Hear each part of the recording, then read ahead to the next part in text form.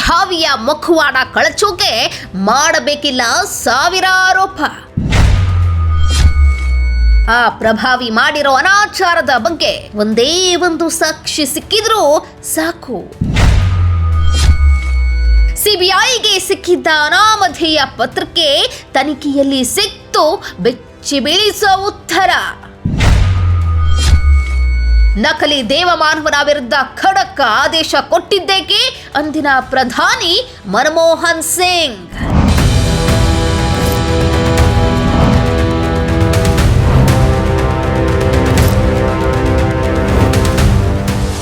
ಸ್ನೇಹಿತರೆ ನಮಸ್ಕಾರ, ಅನ್ವೇಷಣೆಗೆ ಸ್ವಾಗತ. ಧರ್ಮ ಮತ್ತು ದೇವರು ಇವೆರಡು ಸಾರ್ಥಕ ಜೀವನದತ್ತ ಇಡೀ ಮನುಕುಲವನ್ನ ಮುನ್ನಡೆಸೋ ಸಾಧನ. ಆದ್ರೆ ಅಂತಹ ಸಾಧನಗಳನ್ನೇ ಕೆಲವರು ದುಡ್ಡು ಮಾಡೋ ದಂಧೆ ಮಾಡ್ಕೊಂಡು ಬಿಟ್ಟಿದ್ದಾರೆ. ತಾವು ಮಾಡೋ ಅನಾಚಾರಗಳನ್ನ ಮುಚ್ಚಿ ಹಾಕೋಕೆ ಕವಚದಂತೆ ಬಳಸುತ್ತಿದ್ದಾರೆ. ತಮ್ಮ ಸ್ವಾರ್ಥಕ್ಕೆ ಮಾಡಿರೋ ಅತ್ಯಾಚಾರಗಳನ್ನ, ಕೊಲೆಗಳನ್ನ ಮರೆಮಾಚೋಕೆ ಧರ್ಮ ಮತ್ತು ದೇವರನ್ನ ಮುಂದಿಟ್ಟು ಅಮಾಯಕ ಜನರನ್ನ ಮೋಸ ಮಾಡ್ತಾರೆ. ಅದಕ್ಕೆ ಅವರು ಧರಿಸೋದು ದೇವಮಾನವ ಎನ್ನುವಂತಹ ಮುಖವಾಡ.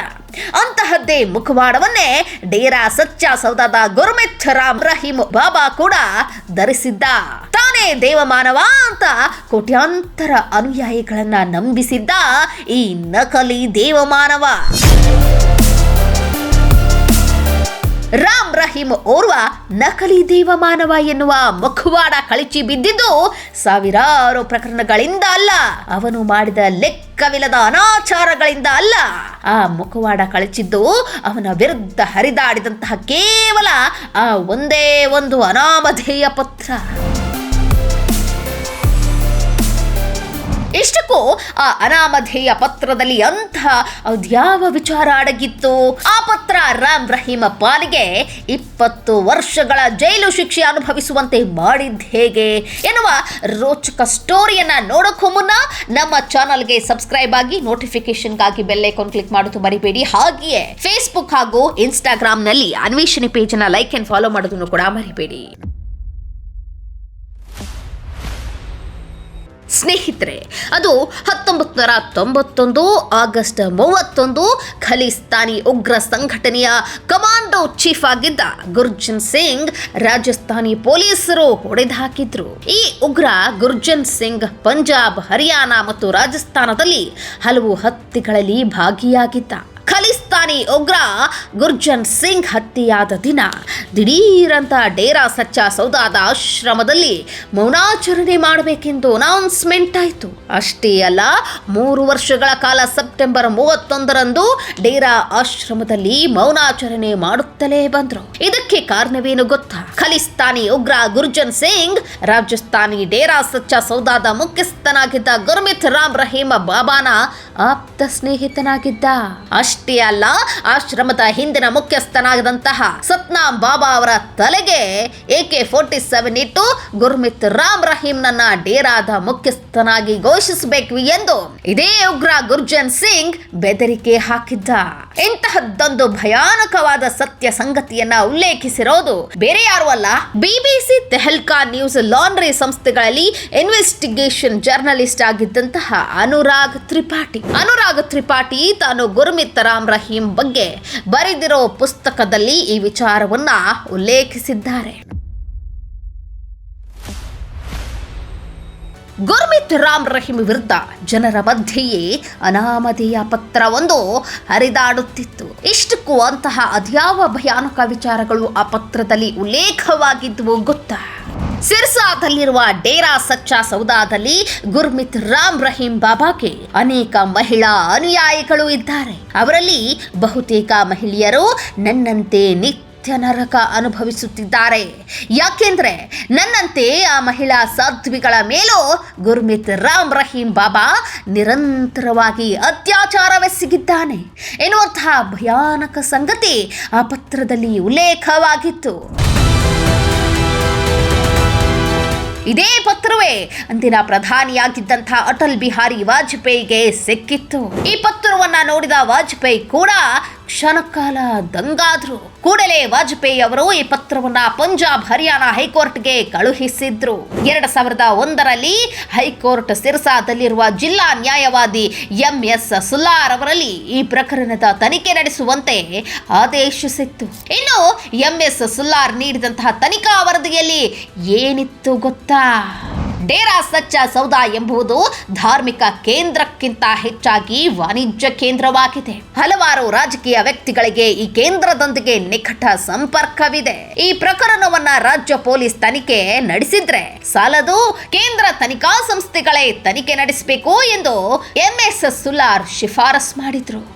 MS ಸುಲ್ಲಾರ್ ನೀಡಿದ ತನಿಖಾ ವರದಿಯನ್ನ ಪಂಜಾಬ್ ಹರಿಯಾಣ ಹೈಕೋರ್ಟ್ ಗಂಭೀರವಾಗಿ ಪರಿಗಣಿಸಿತು. ಅಲ್ಲದೆ ಹೈಕೋರ್ಟ್ ಆದೇಶದಂತೆ 2002 ಡಿಸೆಂಬರ್ 12ರಂದು CBI ಈ ಪ್ರಕರಣದ ತನಿಖೆಯ ಜವಾಬ್ದಾರಿ ಹೊತ್ತುಕೊಂಡಿತು.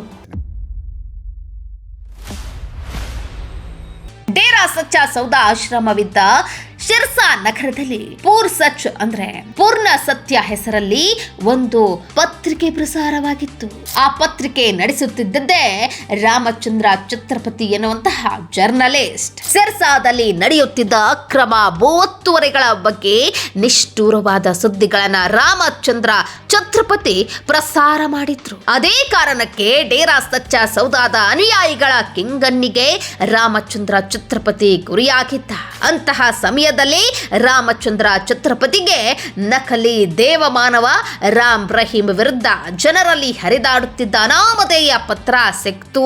ಅಷ್ಟೇ ಅಲ್ಲ, ಆ ಪತ್ರ ವಾಜಪೇಯಿ ಕೈಗೆ ಕೂಡ ಸೇರಿದೆ ಎನ್ನುವಂತಹ ಮಾಹಿತಿ ಸಿಕ್ಕಿತ್ತು. ಕೂಡಲೇ ಜರ್ನಲಿಸ್ಟ್ ರಾಮಚಂದ್ರ ಆ ಅನಾಮಧೇಯ ಪತ್ರದಲ್ಲಿದ್ದ ಅಷ್ಟು ವಿಚಾರವನ್ನ ತನ್ನ ಪೂರ್ಸಚ್ ಪತ್ರಿಕೆಯಲ್ಲಿ ಯಥಾವತ್ ವರದಿ ಮಾಡ್ದ. ಅಲ್ಲದೆ ಆ ವರದಿಗೆ ಕೊಟ್ಟ ಟೈಟಲ್ ಏನು ಗೊತ್ತಾ?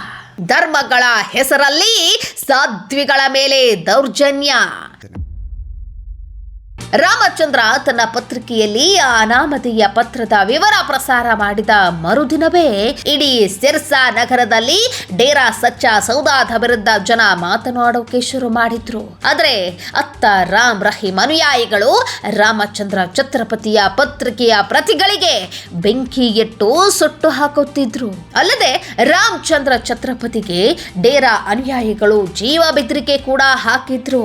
ಆಗ ರಾಮಚಂದ್ರ ಸಿರ್ಸಾದ ಎಸ್ಪಿಗೆ 2002 ಜುಲೈ 2ರಂದು ತನಗೆ ಬರುತ್ತಿದ್ದ ಜೀವ ಬೆದರಿಕೆ ಕರೆಗಳ ವಿರುದ್ಧ ಒಂದು ದೂರು ಕೂಡ ಕೊಟ್ಟರು. ಆದ್ರೆ SP ಜರ್ನಲಿಸ್ಟ್ ರಾಮಚಂದ್ರ ಕೂಡ ದೂರನ್ನ ಗಂಭೀರವಾಗಿ ತೆಗೆದುಕೊಳ್ಳಲೇ ಇಲ್ಲ.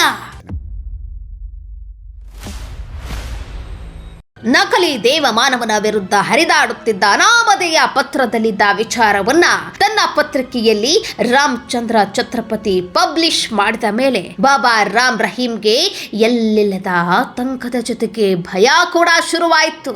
ಅದಕ್ಕೆ ತನ್ನ ಆಶ್ರಮದ ಮ್ಯಾನೇಜರ್ ಆಗಿದ್ದಂತಹ ಕೃಷ್ಣ ಲಾಲ್ಗೆ ಹೇಳಿ ರಾಮಚಂದ್ರ ಛತ್ರಪತಿ ಜೊತೆ ರಾಜಿ ಸಂಧಾನ ಮಾಡಿಕೊಳ್ಳೋಕೆ ಮುಂದಾದ ಈ ಬಾಬಾ ರಾಮ್ ರಹೀಂ. ಆದ್ರೆ ಜರ್ನಲಿಸ್ಟ್ ರಾಮಚಂದ್ರ ಮಾತ್ರ ಸಂಧಾನಕ್ಕೆ ಒಪ್ಪಲಿಲ್ಲ. ಆಗಲೇ ಬಾಬಾ ರಾಮ್ ರಹೀಂ ಜರ್ನಲಿಸ್ಟ್ ರಾಮಚಂದ್ರ ಹತ್ಯೆಗೆ ಸ್ಕೆಚ್ ಹಾಕಿದ. ಆಗ ಜರ್ನಲಿಸ್ಟ್ ಕೊಲೆಗೆ ನೇಮಕ ಆದವರೇ ನಿರ್ಮಲ್ ಸಿಂಗ್ ಹಾಗೂ ಕುಲದೀಪ್ ಸಿಂಗ್. ನಿರ್ಮಲ್ ಸಿಂಗ್ ಹಾಗೂ ಕುಲ್ದೀಪ್ ಸಿಂಗ್ ರನ್ನ ಮ್ಯಾನೇಜರ್ ಕೃಷ್ಣಲಾಲ್ಗೆ ಹೇಳಿ ತನ್ನ ಗುಹೆಯೊಳಕ್ಕೆ ಕರೆಸಿಕೊಂಡ ಈ ಬಾಬಾ ರಾಮ್ ರಹೀಂ. ಅಲ್ಲದೆ ಅವರಿಬ್ಬರಿಗೂ ಕೂಡ ಗನ್ ಟ್ರೈನಿಂಗ್ ಆಗಿತ್ತು. ಆಗ ಅವರ ಕೈಗೆ ಲೈಸೆನ್ಸ್ ರಿವಾಲ್ವರ್ ಜೊತೆಗೆ ವಾಕಿ ಟಾಕಿ ಕೊಟ್ಟು ಜರ್ನಲಿಸ್ಟ್ ರಾಮಚಂದ್ರನನ್ನ ಕೊಲೆ ಮಾಡುವಂತೆ ಬಾಬಾ ರಾಮ್ ರಹೀಂ ಆದೇಶ ಕೊಟ್ಟ. 2002 ಅಕ್ಟೋಬರ್ 24ರಂದು ಬಾಬಾ ಆದೇಶದಂತೆ ನಿರ್ಮಲ್ ಸಿಂಗ್ ಹಾಗೂ ಕುಲದೀಪ್ ಸಿಂಗ್ ಬೈಕ್ ಒಂದರಲ್ಲಿ ಜರ್ನಲಿಸ್ಟ್ ರಾಮಚಂದ್ರ ಛತ್ರಪತಿ ಮನೆ ಬಳಿ ಬಂದ್ರು. ಹೀಗೆ ಬಂದವರೇ ರಾಮಚಂದ್ರ ಛತ್ರಪತಿ ಹೆಸರನ್ನ ಜೋರಾಗಿ ಕೂಗಿದ್ರು. ಆಗ ಜರ್ನಲಿಸ್ಟ್ ರಾಮಚಂದ್ರ ಮಡದಿ ಮಕ್ಕಳನ್ನ ಒಳಗೆ ಇರಿ ಅಂತ ಹೇಳಿ ಬಾಗಿಲು ತೆಗೆದು ಹೊರಬಂದು ಯಾರು ಅಂತ ನೋಡೋದ್ರೊಳಗೆ ರಾಮಚಂದ್ರ ಮೇಲೆ 5 ಸುತ್ತು ಗುಂಡು ಹಾರಿಸಿ ಅಲ್ಲಿಂದ ನಿರ್ಮಲ್ ಸಿಂಗ್ ಹಾಗೂ ಕುಲ್ದೀಪ್ ಸಿಂಗ್ ಪರಾರಿಯಾದ್ರು. ಡೇರಾ ಬಾಬಾನ ಬಗ್ಗೆ ಸತ್ಯ ಬರೆದಿದ್ದಕ್ಕೆ ಜರ್ನಲಿಸ್ಟ್ ರಾಮಚಂದ್ರ ಛತ್ರಪತಿ ಸಾವು ಬದುಕಿನ ಹೋರಾಟ ಮಾಡ್ತಾ ಕಾರ್ಯಕರ್ತರ ಮಡುವಿನಲ್ಲಿ ವಿಲವಿಲಾನೆ ಒದ್ದಾಡುತ್ತಿದ್ದ. ಇನ್ನು ಜೀವನ್ ಮರಣದ ಹೋರಾಟ ಮಾಡ್ತಿದ್ದ ಜರ್ನಲಿಸ್ಟ್ ರಾಮಚಂದ್ರ ಛತ್ರಪತಿಯನ್ನ ಮನೆಯವರು ಕೂಡಲೇ ಆಸ್ಪತ್ರೆಗೆ ಸೇರಿಸಿದ್ರು.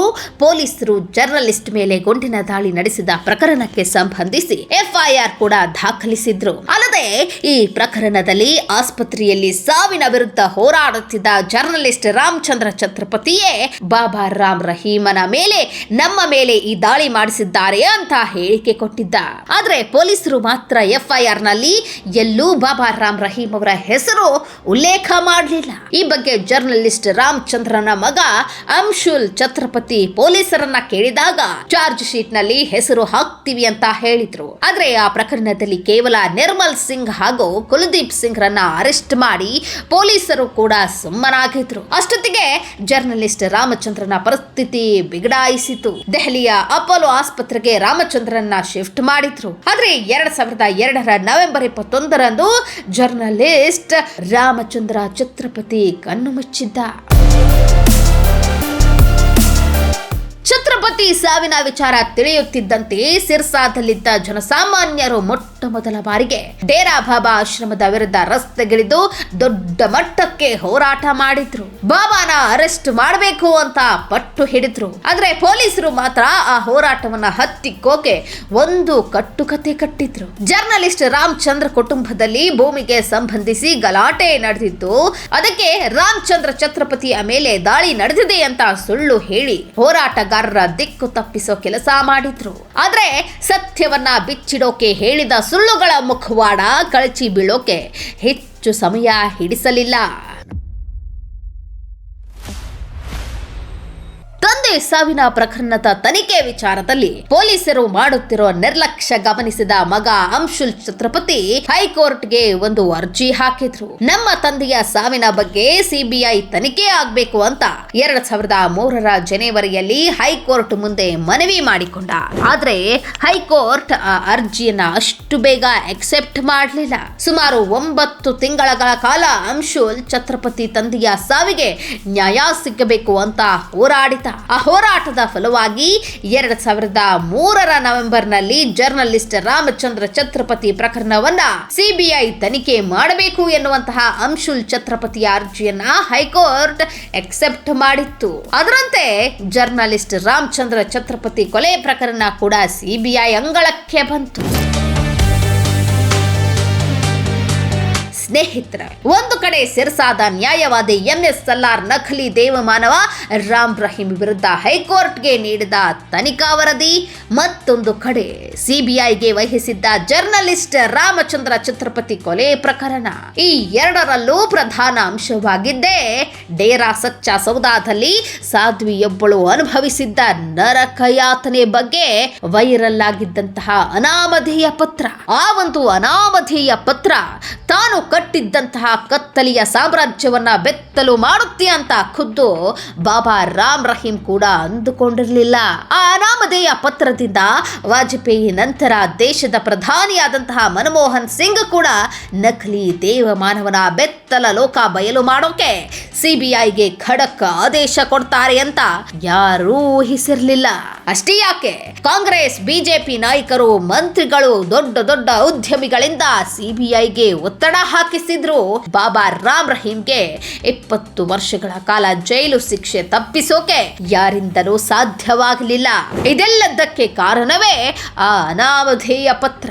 ಇಷ್ಟಕ್ಕೂ ಈ ಅನಾಮಧೇಯ ಪತ್ರ ಇಟ್ಕೊಂಡು ಸಿಬಿಐ ಯಾವ ರೀತಿ ತನಿಖೆ ಶುರು ಮಾಡ್ತು, ಆ ತನಿಖೆ ಮಾಡಬಾರದು ಅಂತ ರಾಷ್ಟ್ರೀಯ ಪಕ್ಷಗಳ ನಾಯಕರೇ ಹೇಗೆಲ್ಲ ಒತ್ತಡ ಹಾಕಿದ್ರು, ಕೇವಲ ಅನಾಮಧೇಯ ಪತ್ರ ಇಟ್ಕೊಂಡು ಸಿಬಿಐ ಹೇಗೆ ಈ ಪ್ರಕರಣವನ್ನ ಭೇದಿಸಿತು ಎನ್ನುವ ರೋಚಕ ಅಧ್ಯಾಯ ನೋಡೋಣ ಮುಂದಿನ ಭಾಗದಲ್ಲಿ. ಈ ಸ್ಟೋರಿ ಬಗ್ಗೆ ನಿಮ್ಮ ಅನಿಸಿಕೆ ಏನು ಅಂತ ಕಮೆಂಟ್ ಮಾಡಿ ತಿಳಿಸಿ. ಮತ್ತೊಂದು ಇಂಟ್ರೆಸ್ಟಿಂಗ್ ಸ್ಟೋರಿ ಜೊತೆ ಆದಷ್ಟು ಬೇಗ ನಿಮ್ಮ ಮುಂದೆ ಬರ್ತೀವಿ. ಅಲ್ಲಿಯವರೆಗೂ ಕೀಪ್ ವಾಚಿಂಗ್ ಅನ್ವೇಷಣೆ.